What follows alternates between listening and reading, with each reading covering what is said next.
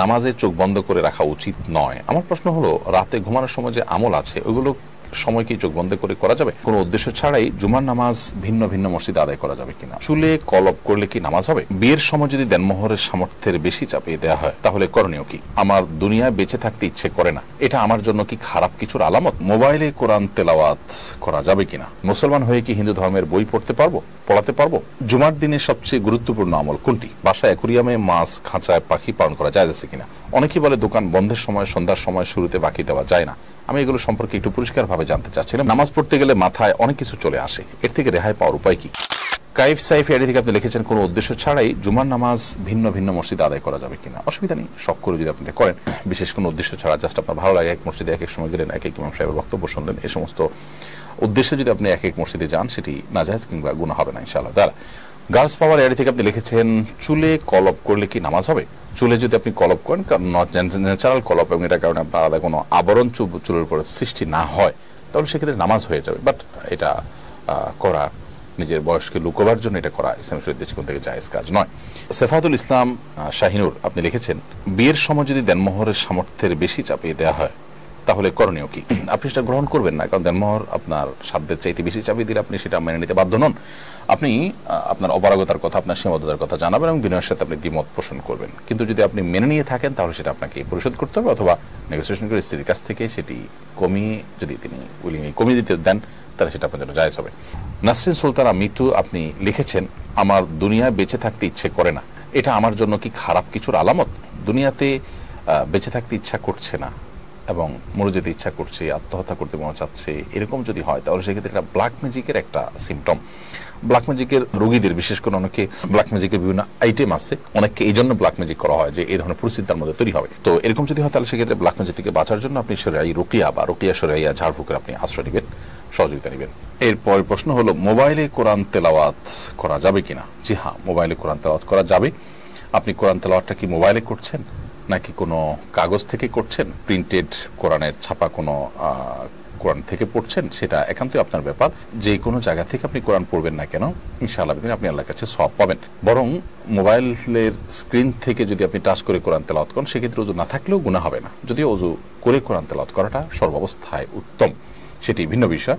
But কোনো কারণে যদি আপনার ওযু না থাকে এবং আপনি টাচ মোবাইলে বা স্ক্রিন টাচ ডিভাইসে আপনি কোরআন তেলাওয়াত করেন, ইনশাআল্লাহ বিদিনিল্লাহ আপনার নামাজ, সেই কোরআন তেলাওয়াত করা জায়েজ হবে। সৌরভী শেখ এর থেকে লিখেছেন, মুসলমান হয়ে কি হিন্দু ধর্মের বই পড়াতে পারবো? না, মুসলমান হয়ে আপনি হিন্দু ধর্মের বই পড়াতে পারেন না। বিশেষ করে হিন্দু ধর্মের বই পড়ানো মানে হলো তাদের ধর্মীয় বিষয়গুলোকে শেখানো বাচ্চাকে এবং সেগুলো চর্চা করতে সহায়তা করা। একজন হিন্দু বা অন্য ধর্মাবলম্বী তার ধর্মের কাজ করবেন, সেটা তার স্বাধীনতা ইসলাম তাকে দিয়েছে এবং মুসলমানরা সেটা বিশ্বাস করেন, বিধায় সেটা তাকে করতে দিবেন। কিন্তু মানে এই না যে আগবেড়ে আপনি তাকে সেটা শেখাতে যাবেন। আপনি যেটা বিশ্বাস করেন সেটা আপনি কিভাবে শেখাতে যাবেন? আপনি চুরি করাটাকে যদি অন্যায় কাজ মনে করেন তাহলে সেক্ষেত্রে কাউকে আপনি চুরি শেখাতে পারেন না। আমি চুরির সাথে এখানে তুলনা দিচ্ছি কাউকে আহত করবার জন্য, জিনিসটা বোঝার জন্য শুধুমাত্র। আপনি যেহেতু জানেন শিরক করা আল্লাহর কাছে সবচেয়ে বড় অপরাধ, অতএব সেটি আপনি কাউকে শেখাতে পারেন না। জুমার দিনের সবচেয়ে গুরুত্বপূর্ণ আমল কোনটি? জুমার দিনের সবচেয়ে গুরুত্বপূর্ণ আমল হলো খোদ জুমার নামাজ। জুমার নামাজ ছাড়াও জুমার দিনের আরো অনেকগুলো আমলের ভিতরে একটা হলো বেশি বেশি দুরূদ পাঠ করা, আরেকটা আমল হলো সূরা কাহফ তেলাওয়াত করা, আরেকটা আমল হলো পুরুষরা মসজিদে আগে আগে যাওয়া, মহিলারা মসজিদে পুরুষদেরকে যেতে উদ্বুদ্ধ করা, সহযোগিতা করা, পরামর্শ দেওয়া এবং উৎসাহ দিয়ে দেওয়া। এগুলো হলো জুমার দিনের গুরুত্বপূর্ণ আমল সমূহের মধ্য থেকে অন্যতম। এছাড়া জুমার দিনে একটা সময় দোয়া কবুল হয়, সেটি অনেক ওলামা ইকরাম বলেছেন আসরের পরের সময়টা সূর্য ডোবার আগ পর্যন্ত। এই সময়টাতে আমরা যদি দোয়া করি খুব বেশি, ইনশাআল্লাহ বিদিনিল্লাহ সেই দোয়া কবুল হওয়ার সম্ভাবনা অনেক প্রবল এবং অনেক জোরালো। অতএব এই সময়টাতে আমরা দোয়া করারও বিশেষভাবে চেষ্টা করতে পারি।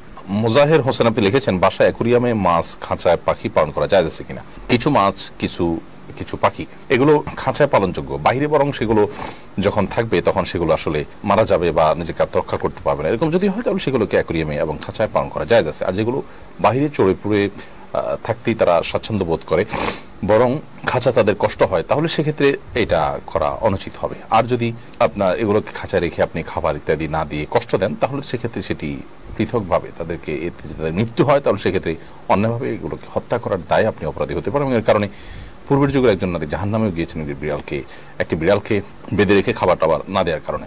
সে বিষয়টি বিভিন্ন হাদিসে বর্ণিত হয়েছে, আমরা অনেকেই জানি। সাইদা মারিয়ারি থেকে লিখেছেন, আমি গীবত থেকে বাঁচার অনেক চেষ্টা করি, কিন্তু কোনো না কোনো কারণে গীবত হয়ে যাচ্ছে। গীবত হয়ে যাওয়ার পর খারাপ লাগে, কি কারণ, কি করলে এর থেকে বাঁচতে পারবো? গীবত থেকে বাঁচার অনেক চেষ্টা করার পরও যদি আপনি বাঁচতে না পারেন, তাহলে সেক্ষেত্রে আপনি চেষ্টা করেছেন, এর জন্য আল্লাহর কাছে অবশ্যই সওয়াব পাবেন। এবং ইচ্ছার বাইরে আপনি চেষ্টা করার পরও বাঁচতে পারলেন না, সেক্ষেত্রে যেটুকু গুনাহ হয়ে গেল আল্লাহর কাছে এটা ক্ষমার আশা আপনি করতে পারেন। কিন্তু আপনার প্রচেষ্টাটা আরো জোরালো হওয়া উচিত, আরো বাস্তবমুখী হওয়া উচিত। যেমন যে পরিবেশে যে ব্যক্তির কাছে গীবত হয়, ওই পরিবেশ থেকে, ওই ব্যক্তি থেকে আপনি দূরে সরে যেতে পারেন। অর্থাৎ আপনার চেষ্টার মধ্যে ভিন্নতা থাকবে, বৈচিত্র্য থাকবে, আপনি সিরিয়াসনেস বিভিন্ন অ্যাঙ্গেল থেকে আপনার মধ্যে আনার চেষ্টা করবেন, ইনশাআল্লাহ বিদিনিল্লাহ। তাহলে আশা করা যায় আপনি বাঁচতে পারবেন। এরপরও যদি আপনি না পারেন, তাহলে সেক্ষেত্রে আল্লাহর কাছে আপনি ক্ষমা চাইবেন।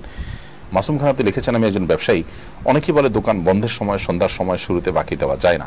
আমি এগুলো সম্পর্কে একটু পরিষ্কারভাবে জানতে চাচ্ছিলাম। ভাই মাসুম, দোকান বন্ধ করার সময়, খোলার সময়, সন্ধ্যার সময়, এই সময়গুলোতে বাকি দিলে বা টাকা ভাঙতে দিলে অকল্যাণ হবে, এটি শিরকপূর্ণ বিশ্বাস। এটা ইমানদারের ইমানের জন্য ক্ষতিকর বিশ্বাস। একজন ইমানদার মনে করবেন যে তার লাভ ক্ষতির একমাত্র মালিক আল্লাহ সুবহানাহু ওয়া তাআলা। আমি সন্ধ্যার সময় বাকি দিলে আমার লাভ হবে বা ক্ষতি হবে, এরকমটি মনে করা এটা ভুল, এবং এটা আমার ইমানের সাথে অসঙ্গতিপূর্ণ।